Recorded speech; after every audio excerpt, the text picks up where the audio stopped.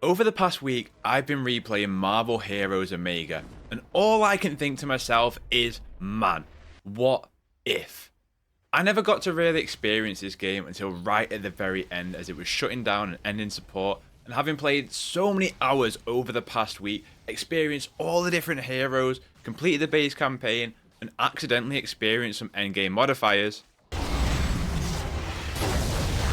Oh my god! Empire is the mightiest force in the galaxy! Is that supposed to happen? I fucking love this video game.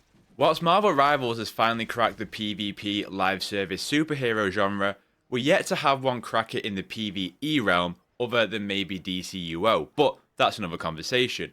What I love about Marvel Heroes is that it feels like a natural evolution of the Ultimate Alliance games. Games I truly love. The first of which introduced me to many Marvel characters and concepts for the first time. Playing Marvel Heroes is fascinating for the point in time in which it hit. It's this midpoint between the early MCU and the more classic comic renditions of both characters and concepts. Something that was a bit disappointing about Ultimate Alliance 3 was just how MCU-ified it felt. Having gone through the cycles of Marvel's Avengers and Suicide Squad killed the Justice League, and spending hundreds of hours in both, I look at Marvel Heroes now and go, this is it.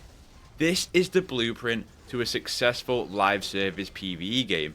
A perfect foundation to expand the character roster, a core gameplay loop that beautifully blends the Marvel universe into an MMO experience that creates this lived-in comic book world. That if this game came out now, I would be obsessed. Regardless of the MCU fatigue that has set in recently, I think about what this game could have been now, and that makes it painful. Marvel Heroes was the right game at the wrong time. So yeah, let's address the elephant in the room. This game is back. Unofficially, through the usage of a game emulation server. I'm going to leave all the information that you need in the description. Bear in mind, it is PC only at the time of writing. The revitalization is still ongoing with some key features to still be reworked back in, like parties, PvP, and trading. The game itself, though, is fully playable. Once the project hits 1.0, there will be a full wipe, so you may want to wait until then if you don't want to have to go through it all again. All the gameplay that you're seeing right here is running on the Council of Ancients server, but you'll also see Project Tahiti down in the description too. Different experiences in terms of what both offer. I don't think you can go wrong either way, but as I say, everything is down there for you to read up and make your own choice. But man, is it good to be back. Marvel Heroes originally dropped in 2013 on PC, only to later rebrand to Marvel Heroes Omega in June 2017. Coinciding with a release on consoles. The game service was shut down November 17th, 2017, and there are many reasons as to what went wrong with Marvel Heroes. PC players feeling abandoned, serious allegations around the developer's CEO, and the game not quite doing it for Marvel on a financial basis. But me, I'm just here to talk about the game itself.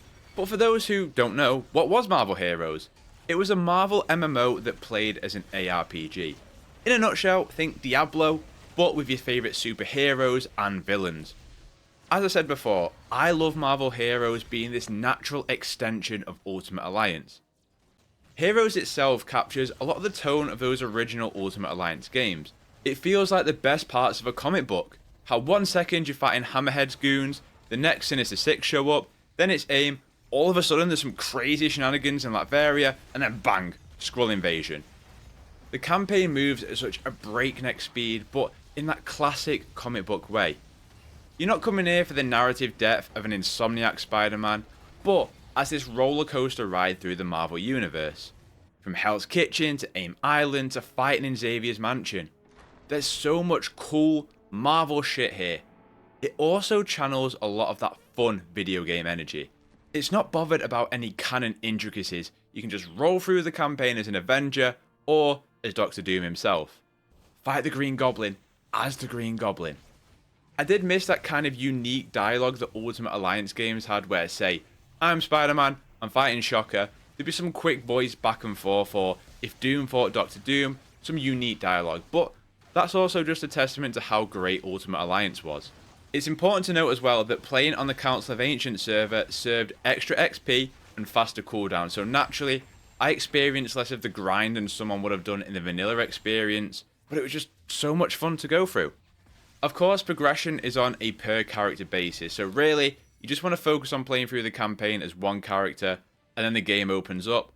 I went with Silver Surfer because, of course, that's my guy, which was also pretty funny because watching Kingpin lads try and take on the Power Cosmic, bit of a mismatch if you ask me.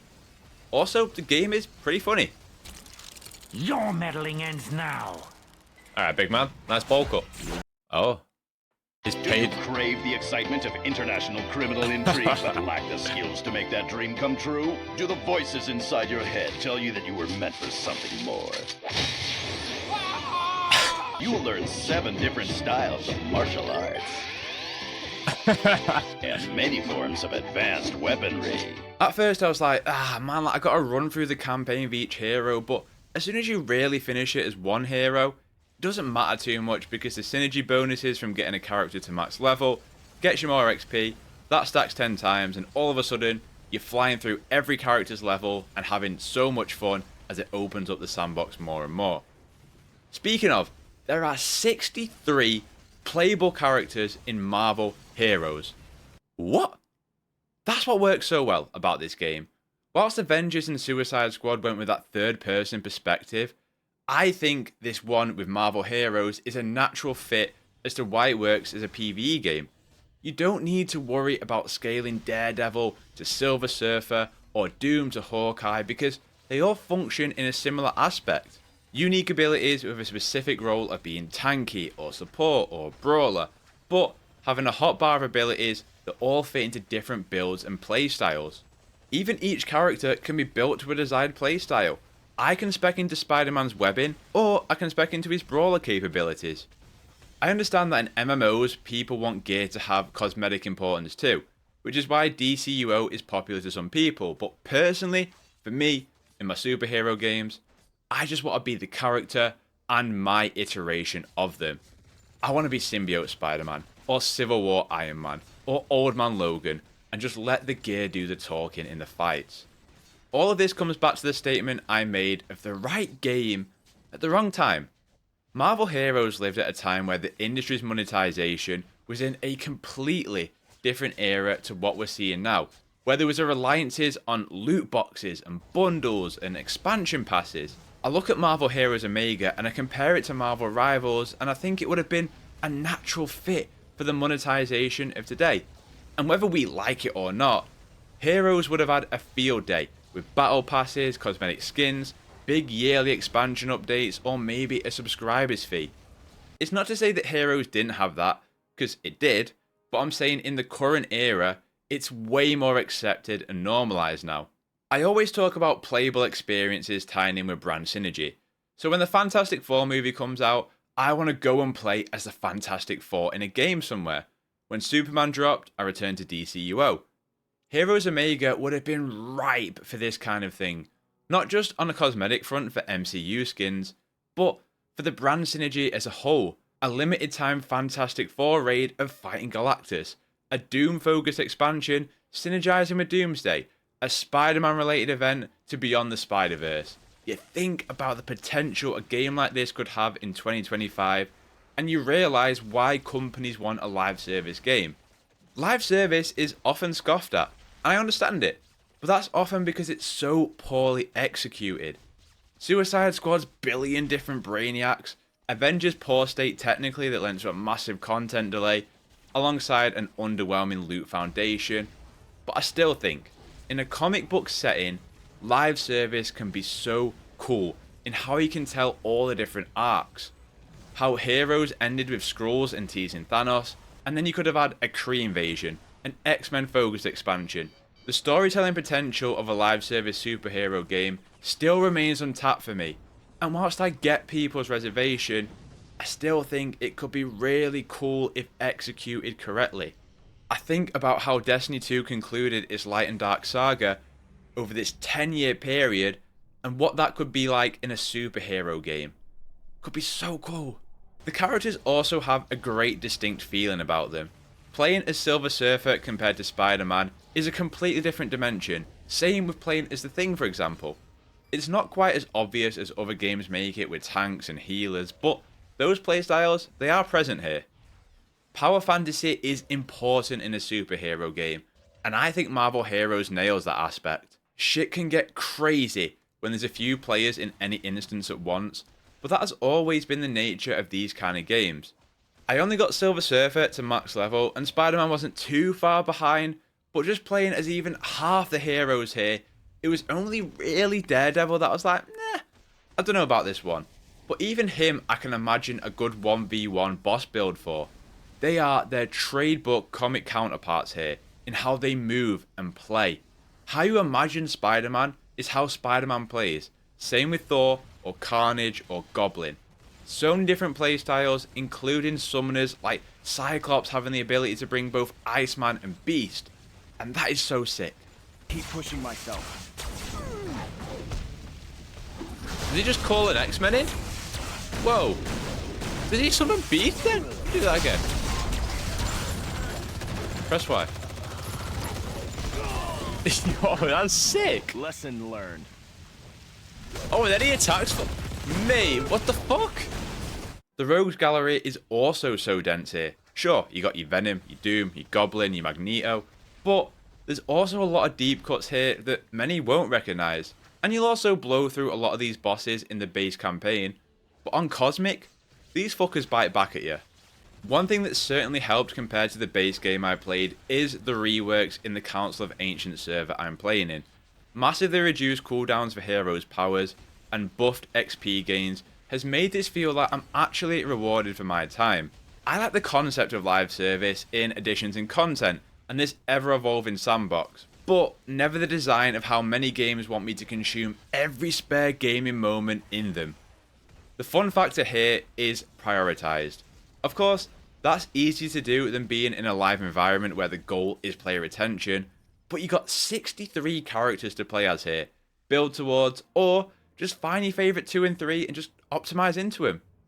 The philosophy of being in this server is all about respecting the player's time as a working man's server, that it's not trying to grind every hour you've got, it's just trying to make it fun for you. Of course, what kills me here is the idea of no future content coming. A large part of endlessly replaying any live game is the promise on what's to come, and with them being nothing, that always has a little bit of a demotivating factor. Alongside the fact that I am also waiting for that 1.0 server wipe before I really delve deeper into its endgame systems. And those systems here, they just feel like an unkept promise. There is several different experiences to have upon finishing the campaign. You got your cosmic trials, dungeons, raids, and also your fun little side stories which are called one-shots that I think are very cool, that are literally what I spoke about before, like little comic stories, so Lizard and Rhino at the zoo, Hydra Island, or the Wakandan Mines. The endgame is very much about finding the perfect gear piece, doing all the achievements, getting the heroes up to level 60, and it makes for a fun experience, of course, but it does have that feeling of not having anything on the horizon, and that does leave a big hole in it. There's also such a plethora of cool shit for comic fans here. So many team up heroes that, alright, there's no Miles or Gwen to play as, sound, but they are there as team up heroes to have in your roster, alongside wacky additions like Deadpool Kid, or fun ones like Jubilee and Agent Venom. This game came at the point in the MCU where the Marvel brand hadn't been quite MCU-ified yet. Marvel was big, sure, but not the peaks that it would go to reach with Endgame. And I think that's actually one of the standout aspects of Marvel Heroes, that just like Marvel Rivals, it does offer its own aesthetic. One that feels along the lines of Ultimate Alliance 1 and 2, except it looks so much better on a visual front, and has the same environmental interaction that those games possess. I alluded to the costumes earlier, but there's so many. And with this now being offline, it's a dream to just peruse through your favourite ones from comics or early MCU. And you know how far we've come when it's Netflix's Daredevil costume and not Disney+. It's also important to touch on just how good the state of the game is. Minimal bugs, no crashes, all vendors working as intended, the limited farming of gear that I did do, and the items, they were all present, all working as intended. The roadmap alludes to crafting and matchmaking still to come, but If you want a chunky taste before 1.0, I highly recommend. Overall though, I just love this game. On the one hand, I'm disappointed that I missed out on what was a moment in time. I'd love to have been all in on this back when it was around. But on the flip side, some of the coolest shit happens in the video game industry when passionate fans just want to see their absolute best for the favourite franchises. You see things like Skyblivion, Star Wars Genesis, and the work that's gone on here to revive a game that's been left in the dirt by Marvel. I hope that Marvel or DC take another crack at this kind of game, because I feel right here is the blueprint for this genre of superhero, alongside other experiences in the single player realm, like Insomniac Spider-Man, Midnight Suns, Cosmic Invasion, Wolverine. As for Marvel Heroes, it's back to that question of what if. What if it had kept going? What if it had dropped to date in 2025 instead? We could have had an Infinity War event, a Galactus raid, a No Way Home one-shot, added Insomniac Spider-Man, X-Men 97 event, and so much more. Regardless, I'm just happy to have it. This is my new downtime game. Whether I want to immerse myself in Marvel, put on a podcast and just blow through enemies, or I watch a new MCU movie and I just want to play that power fantasy in my own hands.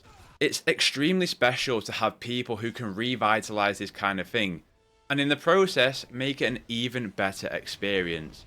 By the fans, for the fans. So, I can finally say that Marvel Heroes is back, and it's better than ever. Now tell me, are you interested in giving Marvel Heroes another shot? If you played it, give me your favourite memories of this game. I would love to hear them. If you enjoyed the vid, consider dropping a like, and if you're new around here, comic book games are the bread and butter of this channel, so consider subscribing. I would love to have you around. News, reviews, guide streams, I got you covered. All socials down below. I hope you have a terrific day. Play games, get gains, and I will catch you in the next one.